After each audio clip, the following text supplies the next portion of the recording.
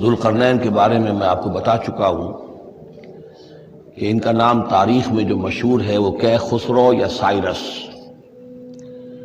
اور انہی سے اصل میں ایران کی عظمت کے دور کا آغاز ہوا تھا۔ چنانچہ تقریباً میں سمجھتا ہوں کہ شاید 25-30 سال پہلے کی بات ہے، جب شہنشاہ ایران اس وقت جبکہ ان کی بادشاہت جو ہے وہ بڑے عروج پر تھی، انہوں نے 2500 سالہ برسی منائی تھی انہی کیخسرو کی، سائرس کی۔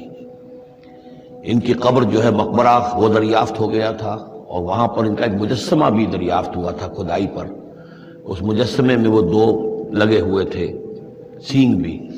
اس موضوع پر سب سے پہلے مولانا ابوالکلام آزاد مرحوم نے جو اپنی ترجمان القرآن کے نام سے انہوں نے مختصر ترجمہ اور تفسیر لکھی ہے، اس میں بڑے تفصیلی نوٹس لکھے ہیں۔ سب سے پہلے اہل علم کے حلقے میں ان کے بارے میں جو معلومات ہیں وہ ان کے ذریعے سے آئی ہیں، اب یہ تقریباً یونیورسلی ایکسیپٹڈ ہے۔ پھر سوال پیدا ہوتا ہے کہ ان سے کیا دلچسپی یہود کو تھی، تو وہ بھی سمجھ لیجئے کہ نبوکدنضر نے 587 قبل مسیح میں حملہ کیا تھا فلسطین پر، اور نبوکدنضر عراق کا بادشاہ تھا۔ اس مڈل ایسٹ کو ذہن میں رکھیے کہ میڈیٹرینین کے بالکل ساتھ ہے ملک شام، اور شام ہی کا ایک علاقہ فلسطین ہے۔ اس وقت جو ہے یہ فلسطین اور اسرائیل اور شرق اردن اور ویسٹ بینک اور لبنان، یہ سب مل کر جو ملک بنتے ہیں، در حقیقت یہ شام عرب ہے، یہ شام ہے۔ پھر اس کے مشرق میں یہ عراق عرب یا عراق ہے، اور اس کے مشرق میں پھر ایران ہے۔ تو عراق کا بادشاہ تھا جس نے حملہ کیا تھا یروشلم پر، تباہ و برباد کیا، اور ان کو قیدی بنا کر لے گیا۔ کیپٹیوٹی کا دور ان کا تقریباً 150 برس کا ہے۔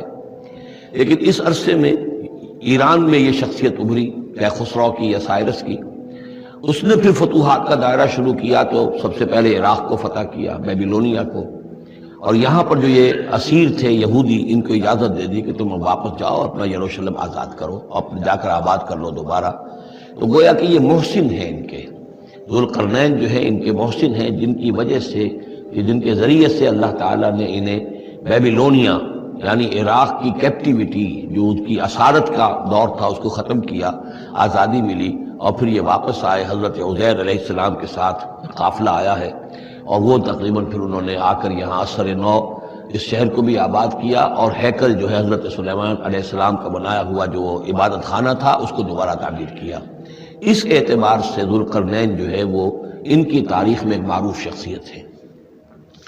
تاریخ سے معلوم ہوتا ہے کہ انہوں نے پھر ایران کی پہلی حکومت کو کنسولیڈیٹ کر کے پارس اور مادہ کو ملا کر ایک سلطنت ایران بنائی۔ پھر ان کی فتوحات کے 3 دائرے ہیں۔ مغرب کی طرف میڈیٹرینین تک پورا علاقہ فتح کر لیا، مشرق میں پھر یہ ہمارا جو مکران تک کا علاقہ ہے، یہ سارا کا سارا علاقہ ایران کے ساتھ ہی ملتا ہوا ہے، بلوچستان، مکران، یہ پورا علاقہ انہیں فتح کیا۔ ایک مہم ان کی شمال کی طرف گئی، بحیرہ کیسپین جو ہے، اور ادھر سے جو وہ بلیک سی ہے، بحیرہ اسود، ان دونوں کے درمیان جو پہاڑی سلسلے ہیں، یہ شمال کی طرف جو ہے تیسری مہم گئی۔ جیسے کہ حضرت عمر رضی اللہ تعالیٰ عنہ کے عہد میں بھی 3 لشکر نکلے تھے مسلمانوں کے جزیرہ نما عرب سے۔ ایک لشکر شام سے ہوتا ہوا پھر مصر کی طرف گیا ہے، ایک لشکر عراق سے ہوتا ہوا ایران کی طرف گیا ہے، اور ایک لشکر سیدھا شمال کی طرف گیا ہے، اور کوہ قاف تک جو ہے، جس کو کوکیشیا کہتے ہیں، وہاں تک کی فتوحات حاصل کی مسلمانوں نے۔ تو تقریباً یہی سمجھیے کہ ایک بلو پرنٹ تھا، جو کہ یعنی ہمارے اس دور خلافت راشدہ سے جو سمجھیے کہ لگ بھگ کوئی 2000 سال قبل جو ہے یہ واقعہ پیش آیا ہے، یا بلکہ اس سے کم، کوئی 1500 سال قبل یہ واقعہ پیش آیا ہے، اور یہ ذوالقرنین جو ہیں یہ یہاں پر ایک بڑی عظیم سلطنت کے بانی بنے ہیں۔ لیکن نیک آدمی تھے، اور معلوم یہ ہوتا ہے کہ یہ اصل میں جو کہانیاں ہیں، یہ ان کے داستانیں ہیں کہ ان کو قتل کیا جانا تھا۔ یہ کہیں شہزادے تھے کسی چھوٹی سی مملکت کے، اور وہاں سے ان کو کسی نے بچایا کسی طریقے سے، اور پھر یہ صحرا میں رہے روپوش، اور وہاں کسی نبی کی تعلیم سے ان کو آشنائی ہوئی ہے۔ ہو سکتا ہے کوئی اسرائیلی نبی ہی کی تعلیم ہو، یہ بھی ہو سکتا ہے کہ زرتشت جو ہیں وہ بھی کوئی اللہ کے نبی ہوں اور ان کی تعلیم ان تک پہنچی ہو، لیکن خود ان کا کردار جو قرآن پیش کر رہا ہے وہ بہت ایک نیک، مومن، صالح، ایک بندہ مومن، اس کا کردار ہے۔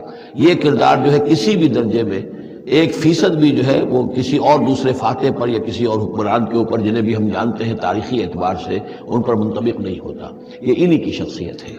ڈاکٹر اسرار صاحب کی بیان سنا، اس نے بہت تفصیل سے ذوالقرنین کی بات بتائی اور اس کا جو واقعہ تھا وہ کو بتا دیا کہ وہ کدھر سے کدھر آیا اور پھر کدھر آباد ہو گیا، اور وہ ایک سچا واقعہ تھا۔